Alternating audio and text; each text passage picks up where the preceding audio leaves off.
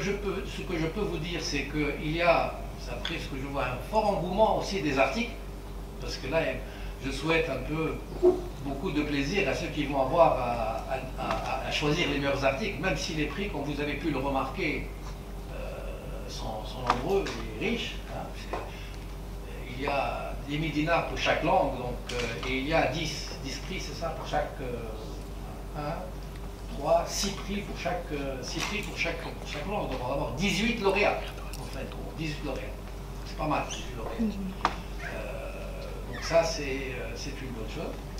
Et puis, vous avez oublié de dire quelque chose, quand même, je vais aussi l'annoncer, puisqu'on avait convenu, et vous avez été tout à fait d'accord, monsieur l'ambassadeur, pour toutes les entreprises de presse qui ont soutenu cette activité et qui ont fait part dans leurs médias de ce concours, vont bénéficier, vont choisir un journaliste de chaque média pour avoir un portable Huawei.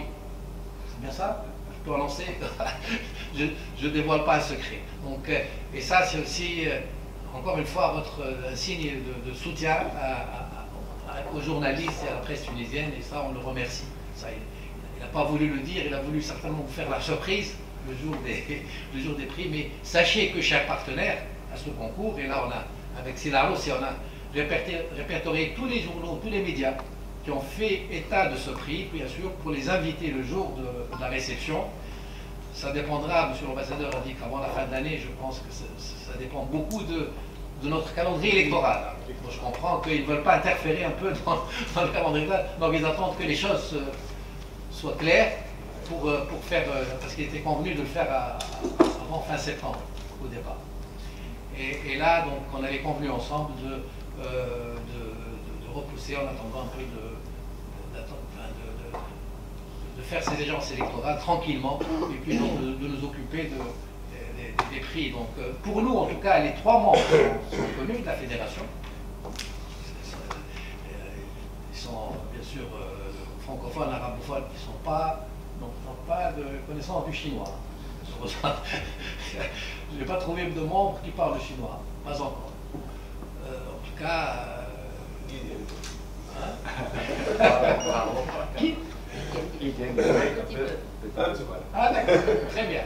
Donc nous on est prêts. Donc il y a déjà comme dit, une cinquantaine d'articles, c'est pas mal. Voilà. Et c'est pas fini, puisque je pense qu'avec cette conférence de presse, ça va encore booster d'autres candidats. Tant mieux, tant mieux. En tout cas, aussi je vous remercie pour vos invitations régulières de journalistes, parce que je pense que ce qui est très important, c'est que nos peuples se connaissent davantage, monsieur l'ambassadeur. Et vous êtes de ceux qui, dans cette ambassade, soutenez les voyages organisés de journalistes ou de responsables de médias en Chine. Des voyages intéressants, studieux, travaillent beaucoup, mais aussi on a le plaisir et le grand plaisir de connaître ce beau et grand pays. C'est vraiment très, très louable de votre part. Très louable de votre part. Nous, on se fait fort aussi, de notre côté, de recevoir et d'accueillir tous nos amis journalistes chinois qui viennent, ou d'institutions scientifiques qui veulent connaître un peu plus notre pays. Nous sommes mobilisés pour leur faire connaître un peu plus notre pays. Et donc on est prêts, on est en tout cas au niveau de la fédération, on est engagé avec vous pour augmenter ces échanges. Merci encore une fois.